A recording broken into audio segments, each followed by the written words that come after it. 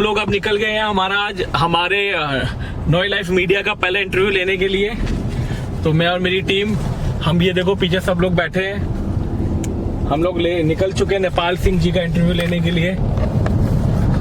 तो देखते हैं कैसा होता है इंटरव्यू, कैसा एक्सपीरियंस रहता है उनसे बात करने का। यह है कि पहला इंटरव्यू है आज, तो थोड़ी घबराहट भी हो रही है, कैसे बोलेंगे, क्या पूछेंगे, बट ठीक है, करना शुरू करेंगे तो चीज़ें धीरे धीरे इम्प्रूव हो जाएंगी। तो अगर आप लोगों को अभी कोई क्वेश्चन हो जो हमें और किसी एथलीट से या किसी बॉडी बिल्डर से पूछना हो, तो आप लोग जरूर हमें सेंड करिएगा, मैसेज करिएगा। और प्लीज़ चैनल को सब्सक्राइब जरूर करना और बेल आइकन दबाना मत भूलिएगा, क्योंकि उससे क्या होगा, आपको लेटेस्ट नई नई वीडियो सब मिलती रहेंगी। आज हमारा पहला वीडियो शूट होने जा रहा है, और जैसे आज पहला शूट होगा तो उसके बाद तो आप ये देखो कि वीडियो की लाइनें लगने वाली हैं, और जिसमें आपको नई नई चीज़ें सीखने को मिलेंगी, फिटनेस का एक्सपीरियंस मिलेगा, वर्कआउट से रिलेटेड बहुत चीज़ें मिलेंगी, लाइफस्टाइल से रिलेटेड बहुत चीज़ें मिलेंगी। और हम कोशिश करेंगे कि हर किसी एथलीट को इसके अंदर ऐड करें, चाहे वो क्रिकेटर हो, फुटबॉलर हो, हॉकी प्लेयर हो, बॉडी बिल्डर हो, मॉडल हो, फिटनेस मॉडल हो, हम सभी का इंटरव्यू लेने की इसमें पूरी कोशिश करेंगे। बस आप सबका प्यार चाहिए होगा, तो आप जितना ज़्यादा हमें लाइक और कमेंट्स करेंगे, जितना ज़्यादा आप हमें फॉलो करेंगे, उतना ही हमारी हिम्मत भी बढ़ेगी। सो गाइस, मिलते हैं अब नेपाल सिंह जी का इंटरव्यू लेते समय। फिर आप गाइस, अब हम लोग पहुंच चुके हैं नेपाल सिंह जी के जिम के पास, तो अब हम उनका पास जाके इंटरव्यू लेना शुरू करेंगे। उससे पहले मैं आपको थोड़ा बता दूं, नेपाल सिंह जी 2009 में मिस्टर इंडिया रह चुके हैं। उनके अंडर में बहुत लोग ट्रेनिंग ले रहे हैं इस टाइम पूरे इंडिया के अंदर, और जो बहुत अच्छे कंपटीशन जीत भी रहे हैं और बहुत अच्छे अपने अचीवमेंट पा भी रहे हैं, और जिसके अंदर नेपाल सिंह जी का एक बहुत बड़ा रोल रहा है उनको एक अच्छी फिजिक, अच्छा टाइटल दिलाने में।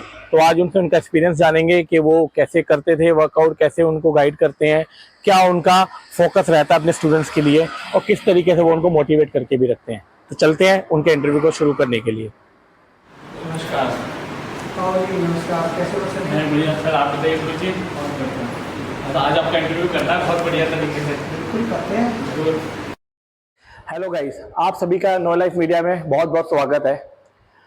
हमारा ये आज पहला एपिसोड है, जिसके अंदर हमने 2009 के मिस्टर इंडिया नेपाल सिंह जी से रिक्वेस्ट की थी कि हमें अपना इंटरव्यू दें और हमारे इस एपिसोड को एक यादगार एपिसोड बनाएं, जिसके लिए आज हम नेपाल सिंह जी के पास आ गए हैं। उनके बारे में जानने, उनकी फिटनेस जर्नी कैसे रही, उनके ख्यालात जानने के, वो किस तरीके से इस इंडस्ट्री को देखते हैं, उनके ख्याल से क्या क्या चेंजेस अब आ चुके हैं, कितना चेंज अब और आने वाला है, या पुराने टाइम में किस तरीके से जो ओल्ड स्कूल हमारे बॉडी बिल्डर्स होते थे वो कैसे अपनी तैयारी करते थे, और तब में और अब में कितना फर्क है। तो फिर हम आपको मिलवाते हैं नेपाल सिंह जी से। गुरुजी नमस्कार, कैसे हैं आप? नमस्कार, कैसे हो भाई? बहुत बढ़िया, आप बताइए। बहुत अच्छे। तो गुरुजी, आज हम आपके पास आए थे जानने के लिए कि थोड़ा आप अपने बारे में बताइए, आपका क्या बैकग्राउंड है, आप कहाँ से आए थे, कैसे आपने शुरुआत करी? जी, सबसे पहले मैं अपने जितने भी YouTube फॉलोवर्स और YouTube चैनल के हमारे जितने जुड़े हुए भाई हैं, दोस्त हैं, उनको अपना नाम बताना चाहूँगा। मेरा नाम नेपाल सिंह है और मैं पिछले 25 साल से फिटनेस इंडस्ट्री में हूँ। और मैं आज अपनी जर्नी के बारे में बताना चाहूँगा कि मैं कब से मैंने शुरू किया, कैसे कैसे मैंने हर्डल क्रॉस किए, कैसी मेरी जर्नी रही, क्या तकलीफ, क्या फ़ायदे, हर चीज़ के बारे में आज मैं खुल के बताऊँगा मीडिया के जरिए, ताकि इस गेम में रहने वाले जो स्टूडेंट हैं, जो नए जर्नी में बच्चे आ रहे हैं, उनको ये लगे कि अगर मैं इस लेवल से उठ के यहाँ पहुँच सकता हूँ, बिल्कुल, तो वो भी ये कर सकते हैं। क्योंकि आजकल शॉर्ट टर्म बहुत चला हुआ है, पेशेंस की कमी है। तो मैं चाहूँगा जो हमारे देख रहे हैं हमारे इस चैनल को भाई, वो इस वीडियो को पूरा देखें, और इस वीडियो के जरिए आपको कुछ ना कुछ सीखने को ही मिलेगा। आपकी जर्नी में जितना बेनिफिट होगा, आपके फिटनेस लेवल में होगा, वो आपको इस वीडियो के जरूर मिलेगा। बहुत बढ़िया, आपने बिल्कुल सही बताया। तो मैं सिर्फ ये जानना चाहूंगा नेपाल जी, आप थोड़ा सा अपने बारे में बताइए, आपके परिवार में कौन कौन है, कितने आपके फैमिली मेंबर हैं, कैसे आपने शुरुआत करी? देखो, मेरी फैमिली में स्टार्टिंग से हम 7 मेंबर रहे हैं जी। मेरे 4 हम भाई बहन हैं। ओके। और 4 भाई हैं जी, और 3 हमारी बहन हैं जी। लेकिन कुछ हादसे में पहले ही, काफ़ी पहले एक बड़े भाई की डेथ हो गई थी और एक मेरी बहन की डेथ हो गई थी। ओके। तो इसके अलावा हम 3 भाई हैं अभी प्रेजेंट में, और 2 बहनें हैं। और प्रेजेंट में मेरी मदर है, मेरे फादर भी कुछ साल पहले एक्सपायर हो गए थे। ओके। ये जो फिटनेस जर्नी है, ये मेरा एक शौक बन गया जब मेरे सभी रास्ते बंद होते चले गए। क्या हुआ था कि जब मैं 8th-9th क्लास में था जी। तो मेरे को एक फिटनेस का शौक नहीं, मेरे को एक स्पोर्ट्समैन का शौक था। ओके। मैं पढ़ाई में थोड़ा वीक रहा हूँ, अच्छा। इंटरेस्ट नहीं होता था, खेल कूद में ज़्यादा रहते थे। तो मेरे बचपन से ही मेरा एक ये शौक था कि मैं कुछ स्पोर्ट्स में करूँगा तो हो सकता है मेरे को आगे इसका बेनिफिट मिले। या पहले आज से 20-25 साल पहले ऐसा होता था कि जो स्पोर्ट्स करते हैं उनको भी सरकारी जॉब मिल जाती है। जी जी बिल्कुल तो होता मेरा था। टारगेट यही रहता था स्टार्टिंग से ही कि मैं कुछ स्पोर्ट्स में अच्छा करूं, क्योंकि मेरी पढ़ाई में मेरे को लगता नहीं था कि मैं कुछ अच्छा कर पाऊंगा।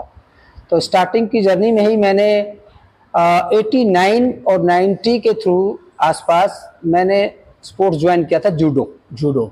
जूडो। ओके। तो उस दौरान मैं जूडो की प्रैक्टिस करने नेहरू स्टेडियम जाता था, कभी बस से जाते थे तो कभी साइकिल से भी चले जाते थे। अच्छा, लेकिन बहुत एक- स्ट्रगल करते थे आप तो इतना दूर बस से वो साइकिल जुनून से। था। ओके। और यही करते करते मेरे को 7-8-9 साल मैंने कंटिन्यू जूडो किया। लेकिन कुछ समय ऐसा आया कि जूडो को मेरे को गिव अप करना पड़ा। वो कुछ पीछे की बात है, मैं उस बारे में ज्यादा कहना नहीं चाहूंगा जी जी। कि वो कारण क्या था। लेकिन मेरे अंदर एक जुनून था कि मेरे को फिटनेस या नेपाल स्पोर्ट्स जी, में कुछ मैं करना आपसे है। एक चीज पूछूंगा, आपने जूडो ही क्यों चुना? स्पोर्ट्स तो और भी बहुत सारे होते हैं, तो जूडो में की तरफ आपका क्या रुझान गया कि मुझे जूडो ही करना है, जूडो ही सीखना है?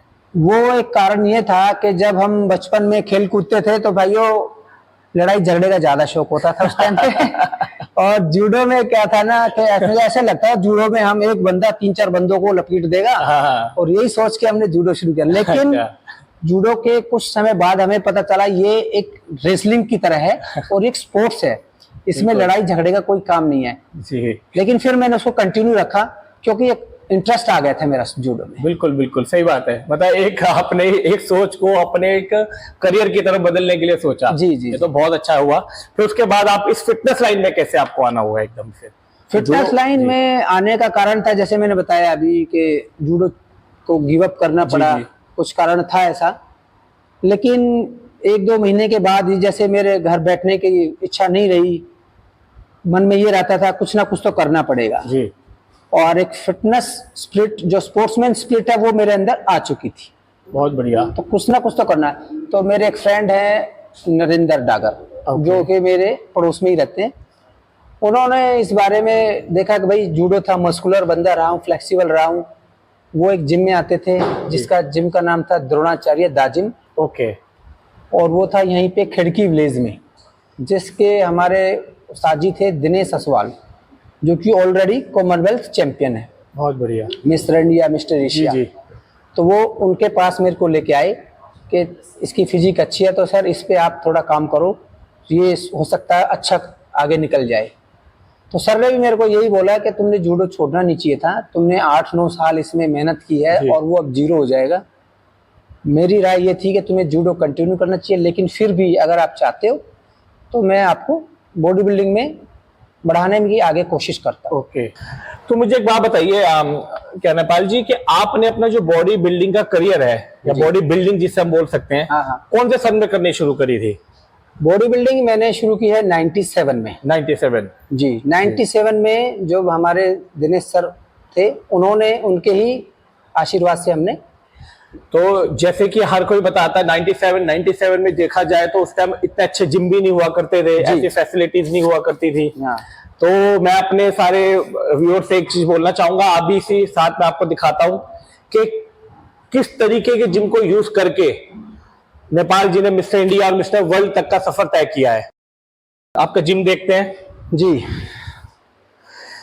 देखिए, मैं आप सबको एक बात बताता हूं, आज के टाइम में जहां हम 2023 में हम लोग हैं, यहाँ पे इतनी हाईटेक मशीनें आ चुकी हैं जिम के अंदर, इतने अच्छे साइबेक्स की मशीनें आ चुकी हैं, बहुत अच्छे अच्छे ट्रेडमिल आ गए हैं, इतने अच्छा लिफ्टिंग करना आज के टाइम में लोगों के लिए बड़ा इजी हो गया। और अगर हम बात करें 2007 की, तो आज इसमें आप फर्क देखिए कि पहले जिस तरीके से हमारे ओल्ड स्कूल, जिसको हम बोलते हैं ओल्ड स्कूल बॉडी बिल्डर्स होते थे, कैसे बॉडी बनाते थे, कितनी मेहनत करते थे, तो इस जिम को देख के आप सबको समझ आ जाएगा कि कितनी मेहनत तब होती थी और आज भी अपने खुद के लिए और अपने स्टूडेंट्स को भी सेम मेहनत कराते हैं। तो ये जिम देखिए, आज भी इस तरीके से जिम है, यहाँ पे ओल्ड स्कूल जिम प्रॉपर जिसको हम बोल सकते हैं। इन सब पे आज भी बहुत बड़े बड़े चैंपियंस तैयार होते हैं, जिनको हमारे नेपाल जी तैयार करते हैं। ये देखिए सारी मशीनें यहाँ पे, अब ये हमारा हो गया स्क्वाट्स के लिए रैक बना हुआ है यहाँ पे प्रॉपर। ये हमारी लेग प्रेस मशीन हो गई। ये सब आप देख सकते हैं मेरे जितने भी व्यूअर्स हैं। तो गुरु जी एक बात बताइए, जैसे भी लोग यहाँ वर्कआउट करने आते हैं तो उनको अनकंफर्टेबल फील नहीं होता कि मशीनें इतनी पुरानी है, हम ढंग से इस पे वर्कआउट नहीं कर पा रहे? क्या रहता है मतलब आपके जितने स्टूडेंट यहाँ आते हैं उनकी मेंटालिटी या सोच? देखो, जो भी ज्यादातर आता है ना मेरे जी। पास, वो प्रोफेशनल एथलीट बनने के लिए आता है। जी बिल्कुल। क्योंकि जो मेरा नाम और मेरा जो जिम है वो इधर साउथ दिल्ली में जी। एक प्रोफेशनल एथलीट को तैयार करने के लिए होता है। मतलब मैं प्रो मेकर जी। और एथलीट। ओके। और उसके अलावा जो फिटनेस के लिए आते हैं, तो फिटनेस वालों में क्या होता है कि कार्डियो, ट्रेडमिल, साइकिलिंग, ये चीजें ज्यादा जी, जरूरत जी। होती है। लेकिन जो मशीनें होती हैं हमारी, वो ओल्ड स्कूल मशीनें हैं। लेकिन ओल्ड स्कूल मशीनों में जो आज की मशीन है उनसे ज्यादा इफेक्टिव होती है। जी। कारण बताता हूँ क्यों। इस मशीन पे अगर आप 10 रैप निकालते हो, जी अगर 2 प्लेट लगा के, जी। तो आप जो नई मशीन है उसमें 6 प्लेट लगा के 10 रैप निकालोगे। तो वो एडवांस इसलिए बनाई गई है कि लड़कों में क्या है कि थोड़ा ये देखिए कि ज्यादा वेट मारने की आजकल लगी रहती है ना। हाँ, कि भाई बिल्कुल, ये तो है। लोग सोचते हैं हैवी से हैवी वेट सोशल मीडिया की तरफ ज्यादा जाते हैं। एक ऐसी चीज बन चुकी है कि आपको ऐसा लगे कि स्ट्रेंथ कम लगे और वेट ज्यादा दिखाई दे। जी तो बिल्कुल। वो चीज आज हमारी, आप प्लेटें देख सकते हो, ये लोहे वाली प्लेटें हैं, ये चैलेंज की प्लेटें हैं। ये ये प्लेटें बहुत आपको heavy हैं। दिल्ली में, पूरी दिल्ली में अगर 1500 जिम है, 1500 जिमों में से 15 जिमों में भी ये प्लेट और ये जो प्रोफेशनल रॉड है वो नहीं मिलेगी आपको। जी बिल्कुल। ये आप रॉड देख सकते हो, बिल्कुल बहुत हैवी रॉड है ये। कम से कम एक रॉड का वजन ही मेरे ये ख्याल से 20 केजी 20 केजी की रॉड होगी। और लेकिन इसकी आजकल मिलती है, ये जो रॉड है ये आपको 20 जिमों में भी पूरी दिल्ली में नहीं दिखाई देंगी। इसमें जो स्क्वाट्स करता है, ये इस पे जो एक्सरसाइज करता है, वो 100% उसकी मसल पे इफेक्टिव होता है। तो ऐसे ही हमारा ओल्ड स्कूल नाम नहीं है, ओल्ड स्कूल से मेरा नाम चलता है अपने इस एरिया में भी, कि अगर किसी को बॉडी बनानी है या प्रोफेशनल एथलीट बनना है किसी भी चीज में, power lifting, body building, man physique में मैं बताना चाहूंगा, मेरा अभी लास्ट ईयर ही मेरा लड़का एक वर्ल्ड में सिल्वर मेडल लेके आया है इसी जिम में एक्सरसाइज करके। प्रिंस जरवाल करके उसका नाम है, उसकी आईडी भी इसी नाम से होगी, आप चाहो तो उसको देख सकते हो। और मेरे को लग रहा है कि जो मैं बता रहा हूं उसमें से जो सुन रहे हैं 90% सभी उसको जानते होंगे। बिल्कुल जी। अच्छा, एक चीज और जानना चाहूंगा नेपाल जी, आप एक बात बताइए। आजकल ना बहुत ट्रेंड चल रहा है, लोग क्या कर रहे हैं, बहुत जल्दी बहुत वजन को बहुत कम टाइम में घटाने की एक होड़ में लगे हुए हैं। जिसको देखो उसको अपना वजन घटाना है, किसी को 3 महीने में घटाना है, किसी को 2 महीने में घटाना है। तो इस चीज को आप किस तरीके से देखते हैं? क्या ये हेल्दी है, शरीर के लिए ठीक है सब चीजें, या ऐसा होना चाहिए? नहीं, ये बिल्कुल हेल्दी नहीं है। जी वजन घटाना अच्छी बात है, जो भी ओबिसिटी या ओबीस बंदे हैं उनको वजन घटाना जरूरी है जी। लेकिन एक दायरे में रह के। आजकल शॉर्टकट चले हुए हैं, बिल्कुल। बहुत सारे फैट बर्नर, बहुत सारी टैबलेटें, बहुत सारे इंजेक्शन। जी मैं ये कहना चाहूंगा जितने भी हमारे भाई इस वीडियो को देख रहे हैं, सबसे पहले शॉर्टकट को छोड़ो। अगर आपको प्रोफेशनल एथलीट नहीं बनना है तो कोई भी ऐसा शॉर्टकट यूज मत करना, क्योंकि हर शॉर्टकट का लॉन्ग टाइम में जाके साइड इफेक्ट होता है। तो जितने भी भाई मेरे सुन रहे हैं, सबसे पहले ये राय है। लेकिन मैं चाहूंगा वजन कम करना है तो सबसे जरूरी होता है कैलोरी डेफिशिएट। जब तक आप कैलोरी डेफिशिएट पे नहीं आओगे ना, चाहे जमीन से आसमान में चले जाओ, कुछ नहीं होना है। होगा तो क्या होगा कि जैसे हुआ तो 3 महीने बाद फिर वैसे ही हो जाना है। तो एक आदत ऐसी बनाओ, हेल्दी खाना खाओ, लिमिट में खाओ और रेगुलर एक्सरसाइज करना। कम से कम 1 घंटे की एक्सरसाइज हर रोज होनी चाहिए और अपनी कैलोरी का ध्यान रखते हुए हेल्दी खाना खाना चाहिए। वो सबसे अच्छा है। फैट भी लॉस होगा, मसल भी टोन होगा, और मसल अगर गेन करना चाहे तो मसल भी गेन होगा।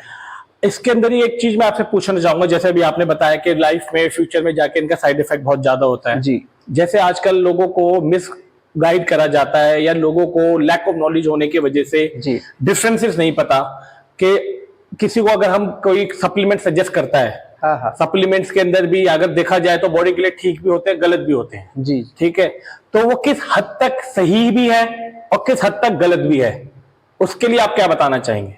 देखो, सप्लीमेंट्स लेना अच्छी बात है। सप्लीमेंट्स क्यों लिया जाता है, पहले तो मैं इस बारे में बताना जी जरूर, बिल्कुल। देखो, जो भी हम न्यूट्रिशन लेते हैं, आजकल का जो हमारा खान पान है उसमें उतना न्यूट्रिशन नहीं है। सब कुछ यूरिया से और सब कुछ जी बनाया हुआ होता है, सबको मालूम होता है। लेकिन अगर जो आप एक्सरसाइज करते हो, अपने आप को फिट रखना चाहते हो, तो अपने एज और अपने वेट के अकॉर्डिंग उसको न्यूट्रिशन की जरूरत होती है। जी।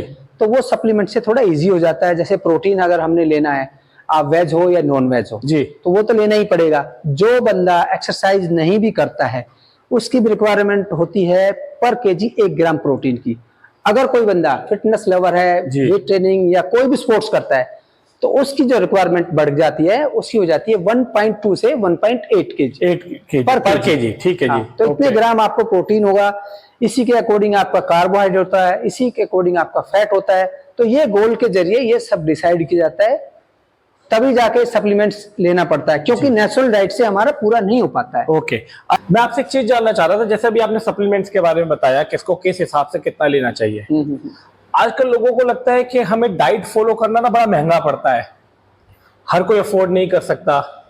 लोगों की अलग अलग इसमें ना एक विचार बने हुए हैं कि डाइट आज के टाइम में जैसे कोई डाइट लिख देगा तो बहुत महंगी होगी। तो इसको एक आम इंसान या कोई भी इंसान जो बॉडी बिल्डिंग कर रहा है या जो नॉर्मल अपनी फिटनेस की तरफ ध्यान दे रहा है, वो कैसे अपने घर की ही चीजों से पूरा कर सकता है? देखो, मैं सबसे पहले बताना चाहूंगा, आप हर तीसरे बंदे की जेब में ना 1.5 लाख रुपए 1 लाख रुपए का आईफोन देख पाओगे। बिल्कुल सही बात है। वो 1.5 लाख रुपए 1 लाख रुपए अपने आईफोन पे खर्च कर सकता है, तो अपनी डाइट पे अगर 5-10 हजार रुपए खर्च नहीं कर सकता तो फिर क्या फायदा फिटनेस। बिल्कुल, ऐसा कुछ महंगा नहीं होता है। आप घरेलू में, घर के रसोई के अंदर बहुत सारी ऐसी चीजें हैं जिनके बारे में उनको पता ही नहीं है, और जो वही चीजें थोड़ा सा मॉडिफाई करके आप 3 गुना 4 गुना दाम में बाहर से खाते हो। बिल्कुल सही बात है, ये तो आपने एकदम सही बोला। आज के ट्रेंड तो ये बना हुआ है कि लोगों के पास फोन है, हाँ, मतलब एक रात को एक पार्टी में 10-10 हजार रुपए खर्च करने के लिए तैयार है, लेकिन अपने लिए कोच या अच्छी डाइट रखने के लिए उनको टाइम लगता है। डाइट रखने के उनके पास पैसे नहीं है। सही बात है। पार्टी करने के पैसे हैं, आईफोन खरीदने के पैसे हैं, लेकिन डाइट को सही रखने के, वो डॉक्टर के पास जाने के लिए पैसे हो जाते हैं फिर। करेक्ट, ये तो आप देखो, ये सीधी बात है भाई। या तो आज आप अपनी डाइट पे अब पैसा खर्च कर लो, नहीं तो जितना उसके 3 गुना 4 गुना पैसा आप डॉक्टर के पास लेके जाओगे कुछ समय बाद। तो इसलिए फिटनेस जरूरी है। ये तो बिल्कुल बात है, इसीलिए हम भी यही कहना चाहते हैं, हमारा इस चैनल को बनाने का मोटिव भी यही है कि जितनी इन्फॉर्मेशन हम आपके लिए ला सके उतनी मैक्सिमम लेकर आए। नेचुरली आप कैसे अपना को फिट रख सकते हैं। कोई अगर आपका सवाल है कि हम नेचुरली नहीं, हम पे टाइम नहीं है, हमें सप्लीमेंट चाहिए, तो वो कितना आप अपनी बॉडी में ऐड कर सकते हैं, वो हमेशा किसी एक्सपर्ट से या किसी सीनियर ट्रेनर से अगर आप पूछेंगे तो आपकी बॉडी के लिए भी ठीक रहेगा, आपकी हेल्थ के लिए भी ठीक रहेगा। ठीक है, अब मैं देखो आपको बताना चाहता हूँ, हमारे टाइम में, उस टाइम पे भी बॉडी बिल्डिंग होती थी जी। क्या हमारे पास पैसा था? नहीं था जी। आप तो 1000-500 रुपए की तो कोई वैल्यू नहीं है। हम तो 150 रुपए में अपनी डाइट पूरी करते थे, और आज भी लगे हुए हैं। क्यों? क्योंकि हमने नेचुरल जितना हो सकता है घर से इकट्ठा किया है। घर में हर चीज होती है, ये तो है। हर चीज, जो देसी चीजों में जो लंबा टाइम के लिए बंदा चलता है ना, वो आजकल आर्टिफिशियल चीजों में नहीं है जी। तो आप कोशिश करो, आप किसी अच्छे ट्रेनर से या कहीं से भी आप नॉलेज लो कि हमारे घर में से हम क्या क्या चीज अपनी हेल्थ के लिए यूज कर सकते हैं। मैं आपसे एक चीज और पूछता हूँ, अभी आपके बात करते करते मेरे एकदम से ख्याल में एक चीज आई है। आजकल ना एक बड़ा ट्रेंड चल रहा है कि एप्स दिखाने, एप्स होने बहुत जरूरी हैं। एप्स नहीं है तो हम ताकतवर नहीं है, एप्स नहीं होते तो लगता है कि हमारी बॉडी बनी नहीं, हमारा गोल अचीव नहीं हुआ। तो मुझे सिर्फ आपसे ये जानना है कि ये जो लोग एप्स अपने बना के रखते हैं, 12-12 महीने मेंटेन करके चलते हैं, क्या ये अंदर से भी बड़े स्ट्रांग होते हैं? देखो, आज का जो ट्रेंड है जी, वो 6 पैक जी, सबकी रिक्वायरमेंट होती है। आप स्कूल से लेके बिल्कुल, और जो जॉब करते हैं ना वहां तक चले जाओ, सबकी इच्छा होती है 6 पैक की। लेकिन अच्छी बात है, 6 पैक का मतलब है अगर जिसके 6 पैक हैं जी, वो फिटनेस में अच्छे टॉप लेवल पे है। बिल्कुल। और ये चीजें ना मेंटेन करनी बहुत ज्यादा, लेकिन महंगी भी पड़ती है और ये जरूरी भी होता है। मेरा क्वेश्चन ये था, हाँ मतलब उस लेवल पे गए उसने कहा, लेकिन जब हम लोग अपने एप्स वगैरह जैसी चीज बनाते हैं तो हम कहीं ना कहीं अपने खाने को एक सीमित मात्रा तक उसको रोक देते हैं, जो कहीं ना कहीं अगर देखा जाए तो बॉडी के लिए ठीक भी नहीं होता, जहां तक मुझे पता है, क्योंकि हम अपनी रिक्वायरमेंट से कहीं ना कहीं कम खा रहे होते हैं।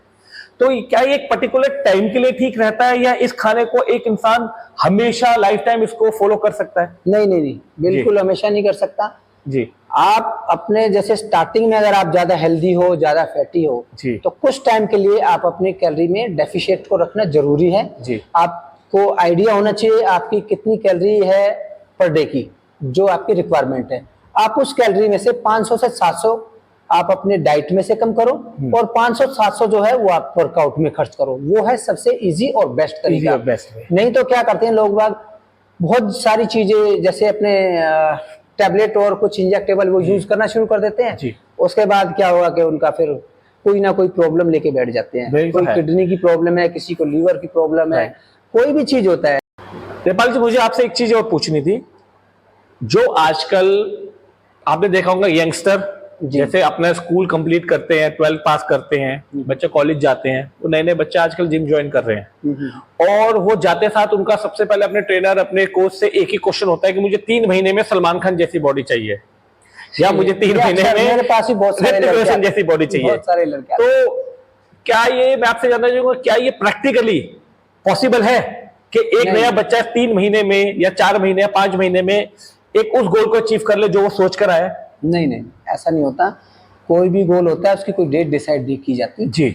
अगर आप कंटिन्यू लगातार आप अपनी एक्सरसाइज, डाइट और उस पर रहोगे तो वो गोल 100% अचीव हो जाएगा, लेकिन कोई तारीख इसमें फिक्स नहीं होती। नए बच्चों में क्या होता है, लैक ऑफ नॉलेज, जैसे नॉलेज तो होती नहीं है जी। और आज के टाइम में कोच साहब भी बहुत बने हुए हैं, बहुत ज्यादा ट्रेनर बने हुए हैं। हर दूसरा आदमी गली में, रास्ते में चलते चलते भी आपको कोच मिल जाएंगे। कोच का मतलब ये नहीं होता कि आपने किसी को डाइट बता दी या उसको एक्सरसाइज बता दी तो कोच बन गया। कोच का मतलब होता है उसकी लाइफस्टाइल को सुधारना, बिल्कुल, तभी वो कोच कहलाने लायक होता है। बिल्कुल। और क्या होता है कि जैसे बच्चों को पता चलता है कि तेरे को एक दिन में 100 ग्राम प्रोटीन चाहिए और वो पहले पिछले 2-3 साल 4 साल से 20 ग्राम 25 ग्राम प्रोटीन लेता, तो वो क्या करता है, नेक्स्ट डे से ही 100 ग्राम प्रोटीन लेना शुरू करता है।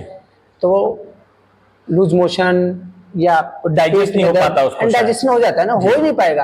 अगर ऐसा भी करना है तो आप अगर 25-30 ग्राम प्रोटीन लेते हो तो हर वीक आप 10 से 15 ग्राम प्रोटीन ही बढ़ाओ जी, तो उससे सेफ भी रहेगा और लंबे समय तक आप फिट रहोगे। यही एक आसान तरीका है। बिल्कुल, कभी भी जल्दबाजी नहीं करनी चाहिए। मतलब एक सिंपल वे है कि आप कभी भी अपना वर्कआउट जब शुरू करें तो बहुत सिंपल सा मेथड इन्होंने बताया है कि हम जब भी स्टार्ट करते हैं, नॉर्मल एक इंसान पूरे दिन में 15 से 30 ग्राम प्रोटीन खाता है, तो उस प्रोटीन को आप हर वीक 10-10, 15-15 ग्राम को बढ़ाएंगे तो आप अपने 100 ग्राम प्रोटीन पर डे के एक गोल तक पहुंच पाएंगे। ये नहीं कि आपने वो तुरंत उस प्रोटीन को, आज आपने अगर 25 ग्राम प्रोटीन खा रहे तो कल से 100 ग्राम खाना करा, तो हमारी जो बॉडी होती है उसको डाइजेस्ट नहीं कर पाती है और जिस वजह से लूज मोशंस वगैरह लग जाते हैं, बॉडी थोड़ी अनहाइजीनिक फील करती है, ब्लोटिंग प्रॉब्लम होती है। तो मतलब इन सब चीजों से आप लोग बच सकते हैं। इसके लिए बस ये है कि आप अपने कोच से हमेशा सलाह करें, उनसे बात करें, उनके एडवाइस लेके इन सब चीजों को करें ताकि आप इन सब प्रॉब्लम से बच पाए जी। तो नेपाल जी, मैं एक चीज और आपसे जानना चाहूंगा, जैसे आपने बॉडी बिल्डिंग शुरू करी जी, तो उस बॉडी बिल्डिंग से मिस्टर इंडिया तक का जो आपका सफर रहा, सबसे पहले जो आपने टाइटल लिया जी, उसमें आपने मतलब क्या क्या फेस करा उस जर्नी के अंदर? आपने कितना स्ट्रगल देखा है या आपके लिए बड़ा इजी रहा करना? क्योंकि तो आप ही हमें बता पाएंगे कि इजी रहता है या बहुत टफ होता है, तो थोड़ा मुझे इसके बारे में बताइए कि कैसा रहा आपका ये सफर सारा। देखो, मैं बताना चाहूंगा अपने जितने भी व्यूअर हैं, जितने दोस्त हमारे देख रहे हैं जी, मेरा स्ट्रगल और मेरे टाइम के जितने भी बॉडी बिल्डर रहे हैं, बहुत स्ट्रगल करना पड़ा है। क्योंकि उस टाइम पे ना ही तो कोई ऐसे सप्लीमेंट्स थे जो उस वे को थोड़ा इजी कर दें और ना ही कुछ ऐसे पैसे वैसे की थोड़ी बहुत ज़्यादा प्रॉब्लम, और मेरे साथ तो कुछ ज़्यादा ही थी। मैं अपने बारे में आज सोचता हूँ तो जो लड़के यहाँ 2 किलोमीटर या 500 मीटर या पिछली बिल्डिंग में ही रहते हैं, वो जिम आने के लिए उनके पास टाइम नहीं है। लेकिन मेरे टाइम में मैंने फेस किया है कि मैं दोपहर में 1:30 बजे अपने घर से निकलता था जिम करने के लिए और रात को 10 बजे अपने घर आता था, और इतना लंबा सफ़र मैं बस से भी तय किया है मैंने। और उससे पहले ये लगाओ कि जब मेरे पास खाने के पैसे नहीं होते थे, जिम फीस भरने के पैसे नहीं होते थे, उस टाइम भी मेरे अंदर ये जुनून था कि मैं एक्सरसाइज करना है और मैंने चैंपियन बनना है। तो उसके लिए मैंने क्या किया, घर वालों से पूछा, घर वालों ने एक ही जवाब दिया कि हमारे पास कुछ है नहीं, तुम अपने दम पे कुछ करना चाहते हैं तो कर लो। उस दौरान मैंने, आज हम याद करता हूं तो मेरी आंख में पानी आ जाता है, सिक्योरिटी गार्ड की नौकरी की है मैंने कम से कम 8 महीने। 8 महीने मैंने सिक्योरिटी गार्ड की नौकरी करने के बाद जो भी मेरे को वहां से सैलरी मिलती थी सारा मैं अपनी डाइट पे खर्च करता था, और शायद वही जो मेरा जुनून था उसी कारण मैं अच्छी फिजिक बना पाया और 2000 में मिस्टर दिल्ली बना मैं। 2000 में, सन 2000 में पहले मैंने 97 में ही एक बार पार्टिसिपेट किया था, तो मैं टॉप 10 में भी नहीं था। जी तो मेरे सर ने बोला कि भाई देखो, कुछ ना कुछ तो आपको डाइट तो आपको करनी पड़ेगी, क्योंकि 70% आपकी डाइट है जो आपकी बॉडी में इम्प्रूवमेंट लाएगी, बाकी एक्सरसाइज सिर्फ 30%। देखो भाई, ये सच्चाई है। आगे बढ़ने के लिए, ऊपर जाने के लिए कहीं ना कहीं इंसान को अपनी लाइफ का स्ट्रगल करना पड़ता है। जो नेपाल जी बता रहे हैं, सिक्योरिटी गार्ड की जॉब करने के बाद उन्होंने अपने रिक्वायरमेंट पूरी करी, क्या वो जिम की फीस हो सकती है, उनका डाइट हो सकता है, और क्योंकि उन्होंने कभी हार नहीं मानी, तो ये तो वहां से तो मिस्टर दिल्ली तक का सफर हो गया। अब ये बताइए, मिस्टर दिल्ली का जो आपने टाइटल लिया 2000 जी में के बाद, उसके बाद आपका और आगे का सफर कितना, मतलब वो आसान हो गया या और मुश्किल हो गया? नहीं, टास्क कभी आसान नहीं होता है जी। आप नेक्स्ट लेवल पे जाओगे तो और ज्यादा मेहनत, और नेक्स्ट लेवल पे जाओगे तो और ज्यादा मेहनत, तो यही चलता रहा। मैं हर बार मिस्टर दिल्ली तो बनता रहा, जी। फिर नॉर्थ इंडिया भी बना, फिर फेडरेशन कप भी बना, फेडरेशन कप चैंपियनशिप होती है, लेकिन मिस्टर इंडिया बनने में मेरे को 97 से लेके और 2009 में जाके मैं मिस्टर इंडिया बना। उसमें मेरे बहुत खास हैं जिन्होंने मेरे को खुल के सपोर्ट की, जी जिसमें मेरा सबसे पहले है रेनू मैडम जी, जो कि मेरे जिम खुलवाने में भी उनका बहुत बड़ा सपोर्ट रहा है। उन्होंने मेरे को अच्छी डाइट के बारे में नॉलेज दी, जी कैसे खाना है, कितना खाना है, क्योंकि मैंने बताया था स्टार्टिंग में ही मैं थोड़ा पढ़ाई के मामले में थोड़ा जी, बिल्कुल। काफी पीछे रहा हूँ। तो उन्होंने मेरे को बहुत सपोर्ट किया, मेरा जिम खुलवाने में भी सपोर्ट किया, मेरे को आगे क्या खाना चाहिए, कैसे होना चाहिए, डाइट खुद बना बना के उन्होंने मेरे को दिलाई। तो वो मेरी लाइफ का एक मेन जो है सपोर्टर, जिन्होंने खुल के सपोर्ट किया। उसके अलावा भी मेरे बहुत दोस्त हैं, जैसे जोगिंदर जो मेरे सीनियर रहे हैं, मेरे गुरुजी दिनेश सर, बड़े गुरुजी धवन सर जी, और मेरे दोस्त नरेंद्र डागर, और भी बहुत सारे ऐसे दोस्त हैं जिनका मैं हो सकता नाम ना ले पा रहा हूँ। सब ने मेरे को खुल के सपोर्ट किया। एक अकेला चैंपियन कभी नहीं बनता, उसमें मेरे घर वाले भी हैं, मेरे फादर मदर, मेरे भाई, मेरे बहन, सब ने मेरे को खुल के सपोर्ट किया। मेरे को कुछ नहीं बोला, जब जा जब आ, जो मर्जी खा, कुछ काम कर मत कर, बस तेरा एक ही गोल है, उसको तो अचीव करने के लिए जो कर सकता कर, हम तेरे साथ खड़े हैं। बहुत बढ़िया। तो गाइस, आप देख रहे हैं कि एक चैंपियन बनने के लिए सिर्फ एक मोटिवेशन की जरूरत नहीं होती है, हर किसी का सपोर्ट, क्या वो परिवार हो, दोस्त हो, यार हो, रिश्तेदार हो, सबका सपोर्ट भी चाहिए होता है। तो नेपाल जी, मुझे ना आपसे एक चीज और जाननी है। जैसे कि अभी आपने बताया कि आपने 2007 से और जीतने में, आपको मिस्टर इंडिया बनने में 97 से 2009 में आपने पहला टाइटल जीता। तो मुझे आपसे से एक चीज और पूछनी थी। जैसे आजकल आप देख रहे हैं जी कि मिस्टर इंडिया कंपटीशन हर महीने कहीं ना कहीं हो रहा है, या हर महीने कहीं ना कहीं एक मिस्टर इंडिया, या मैं कहूंगा आज के टाइम में तो हर 15 दिन में कहीं ना कहीं मिस्टर इंडिया या मिस्टर वर्ल्ड के कंपटीशन हो रहे हैं। जी जी, और हर कोई बन जा रहा है जी। तो इसको आप किस तरीके से देखते हैं? मतलब आपका इस बारे में क्या नजरिया है कि मतलब पहले की फेडरेशन जो होती थी, जो मिस्टर इंडिया टाइटल वगैरह कराती थी, जो अब करा रहे हैं, इसमें क्या फर्क है? देखो, इसमें क्या होता है कि एथलीट्स जो हैं अब इसी चक्कर में बहुत ज्यादा तैयार होने लगे। अब हर गली में 4-4 मिस्टर इंडिया मिल जाएंगे, हर जिम में 3-4 मिस्टर इंडिया, मिस्टर वर्ल्ड मिल जाएंगे जी।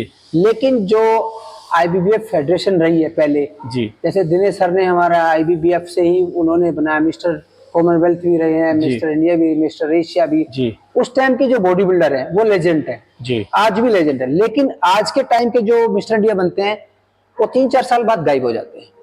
कारण है इसका, क्योंकि वो इतना ज्यादा डिपेंड हो गए सप्लीमेंट्स या कहना चाहूंगा एनाबॉलिक पे।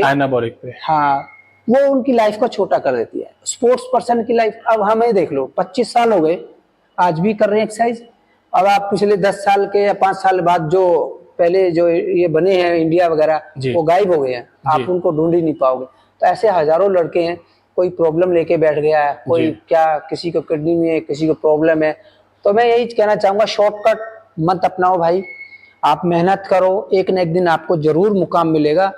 जैसे भी हो, जितना भी हो सकता है अपना तरीका, अपना बेस्ट करो, और जो भी अपने फैमिली है जो है सबका बचा के रखना है, क्योंकि आप तो कर जाओगे। तो जैसे अभी आपने बताया कि सब अपना बेस्ट करो, एनाबॉलिक की तरफ जा रहे हैं, तो जैसे आजकल ना बड़ा सुनने को मिल रहा है कि जिम में ना जो लोग ट्रेनिंग कर रहे होते हैं उनको हार्ट अटैक आ जाता है, सडनली ऑन द स्पॉट उनकी डेथ हो जाती है, या वो हॉस्पिटलाइज हो जाते हैं। तो इसका कारण आप क्या समझते हैं कि मतलब ये क्या रीजन है, क्यों हो रहा है इतना ज्यादा आजकल? देखो, ये जो रीजन है ना, ये हार्ट अटैक तो किसी को कहीं भी आ सकता है। जी इसमें जिम को तो वैसे ही बदनाम किया जाता है। जी। अब ये बताओ कि हर रोज कितने बंदे हार्ट अटैक से मरते हैं, आप काउंट करके या आप देख सकते हो न्यूज वगैरह में कहीं भी। लेकिन अगर जिम में एक बंदा मर जाता है, क्या कोई बस में नहीं मरता, या कोई फ्लाइट में नहीं मरता, या कोई रोड पे नहीं मरता, या कोई काम करते हुए नहीं मरता? अगर ऐसा हो जाता है तो एक्सरसाइज करते हुए, तो उसमें उसकी जिम की क्या गलती होती है? जी। वो एक गलत है। जिम करने वाला वो तो हार्ट अटैक किसी को भी आ सकता है, ये तो है, पहली बात बिल्कुल। तो ये। लेकिन उसके अलावा भी अगर आपको लगता है कि भाई आपको कोई प्रॉब्लम है, अगर प्रॉब्लम नहीं भी लगती है, तो सबसे इजी तरीका मैं बताऊंगा, आप हर 3 या 6 महीने में एक अपना बॉडी का फुल चेकअप कराओ।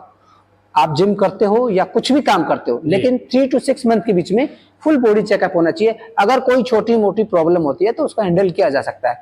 मेरे सामने मेरे जिम के अंदर भी एक लड़का ऐसा हुआ था, वो ड्रिंक करता था, उसके आर्टरीज ब्लॉक थी, उसको स्टंट डला हुआ था, लेकिन उसने हमें इस बारे में कुछ नहीं बताया। जी। सडनली रात को उसने ड्रिंक की है, सुबह वोमिटिंग की है, उसके बाद जिम आ गया। जिम आने के बाद उसको वही हार्ट अटैक आया, तो हॉस्पिटलाइज करा दिया, लेकिन वो ठीक हुआ। लेकिन मैं फिर भी ऐसा कहना चाहूंगा, अगर ऐसी कोई प्रॉब्लम है तो उसको पहले से अपना ध्यान में रख के उतना ही अपना वर्कआउट करो। देखिए गाइस, ये तो मैं भी मानूंगा, जिमों में हार्ट अटैक को एक जो लोग जिम जाना पसंद नहीं करते या जो नेगेटिव सोचते जिम के बारे में, वो ये अफवाह उड़ा देते हैं कि जिम में जाना बेकार है, जिम में जाएंगे तो हार्ट अटैक आ जाएगा। हार्ट अटैक, जैसे कि नेपाल जी ने बताया, हार्ट अटैक किसी भी इंसान को कभी भी आ सकता है। अपने घर पे आ सकता है, बस में आ सकता है, गाड़ी चलाते समय आ सकता है। तो इसमें जिम का कोई दोष नहीं होता। तो ये तो आपकी बात से मैं भी सहमत करूंगा, और बहुत लोग भी करेंगे जो हमारे वीडियो देखेंगे, क्योंकि शायद हार्ट अटैक इतने नहीं आ रहे जितने ज्यादा लोग जिम जा रहे हैं। जी जी। तो जिम जाना तो बहुत जरूरी है, क्योंकि इंसान को अगर फिट रहना है तो उसके लिए जिम जाना या कोई भी प्लेटफॉर्म, पार्क में जाना, किसी भी जरिए से अपने आप को फिट रखना तो बहुत इंपॉर्टेंट है ही। अच्छा नेपाल जी, मुझे एक चीज और आप बताइए, आजकल ना बहुत लोगों को ना एक मिथ है जी। जो मुझे तो मिथ लगता है, अब क्या पता आप ही उस पर ज्यादा अच्छे से बता पाएंगे, कि लोगों को लगता है कि जब तक वो जिम जा रहे हैं, हाँ। जब तक वो एक अपना प्लान फॉलो कर रहे हैं, जब तक तो उनको लगता है वो कंट्रोल में, उनका वेट भी, उनका न्यूट्रिशन भी। लेकिन जैसे वो लोग, उनको लगता है कि हम जिम छोड़ेंगे तो हम दोबारा मोटे हो जाएंगे, या हमारा वजन बढ़ जाएगा, या हम दोबारा वो सब चीजें प्रॉब्लम फेस करेंगे जो जिम शुरू करने से पहले हम लोग करते हैं। तो ये किस हद तक सही बात है, मतलब ये आप क्या कहना चाहेंगे इसमें? देखो, ये बिल्कुल सही बात है। जिम जाते हैं तो क्या करते हैं, अपना डाइट पे भी कंट्रोल रहता है उनका, और एक्सरसाइज के दौरान वो अपनी कैलोरी भी बर्न करते हैं। आप सीधा सीधा सिंपल हिसाब में आपको बताता हूँ, बहुत इजी तरीके से बताऊंगा आपको। आपके बैंक में 1 लाख रुपए है, आप उसमें से हर रोज 10 या 1000 रुपए निकाल रहे हो, तो वो कम होता चला जाएगा। वो कैसे निकाल रहे हो, वो आपकी मर्जी है। लेकिन अगर आप 10,000 निकालना बंद कर दो और ऊपर से उसमें सेम वही बढ़ता चला जाए कि 10,000 रुपए डल रहे हैं, 10 निकल रहे हैं, तो वो मेंटेन रहता है। अगर आप निकालना बंद कर दो और डलते रहे तो वेट भी बढ़ेगा, स्ट्रेंथ वो अपना सेम उसी पोजीशन में आ जाएगा। मतलब गुरुजी ने बहुत अच्छे तरीके से बताया है। मतलब आप इसको अपनी लाइफ में रियली, मतलब ऐसे मत ले लीजिएगा कि पैसे इकट्ठे करने की जगह अपने शरीर में फैट इकट्ठे करते रहो, क्योंकि लोगों को कभी कभी बड़ा अच्छा लगता है कि बैंक बैलेंस बढ़ रहा है, घट नहीं रहा। लेकिन यहाँ हम बॉडी की बात कर रहे हैं, एक एग्जाम्पल देके, कि जिस तरीके से आप अपना डेली पैसा निकालते हैं, डालते नहीं है तो पैसा कम हो जाता है, और अगर आप पैसा डालते रहे, निकालते रहे तो पैसा बराबर रहता है, और अगर पैसा बढ़ाते रहे, निकाले ही ना बिल्कुल, तो वो बड़ी बॉडी का हिसाब है। आप जिम छोड़ दो, कोई दिक्कत नहीं, आप वॉक करो, योगा करो, कोई भी फिजिकल एक्टिविटी करो, वो जरूरी है। और हमेशा अपनी डाइट को बैलेंस करके खाना जरूरी है। आप जिंदगी भर फिट रहोगे। जी बिल्कुल। आप जिम करो या नहीं करो, डाइट को मेंटेन रखना सबसे ज्यादा जरूरी है।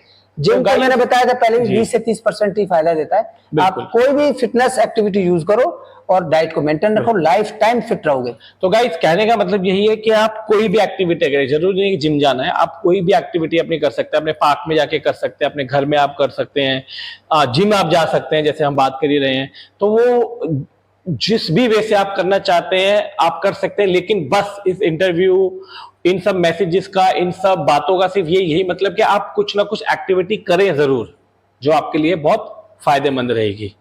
नेपाल जी, आपने इतनी अच्छी बातें हमारे व्यूअर्स के लिए बताई। अब हम यहीं पे इसको खत्म करेंगे अपनी सारी कन्वर्सेशन, क्योंकि और मैं अपने व्यूअर्स को एक चीज बताना चाहूंगा, अगर आप किसी भी तरीके का डाइट प्लान या कोई वर्कआउट से रिलेटेड बात करना चाहते हैं, कोई भी इंफॉर्मेशन लेना चाहते हैं, तो आप नेपाल जी का पेज भी फॉलो कर सकते हैं, जो मैं डिस्क्रिप्शन में या बायो में मैं उसका लिंक डाल दूंगा नंबर के साथ में।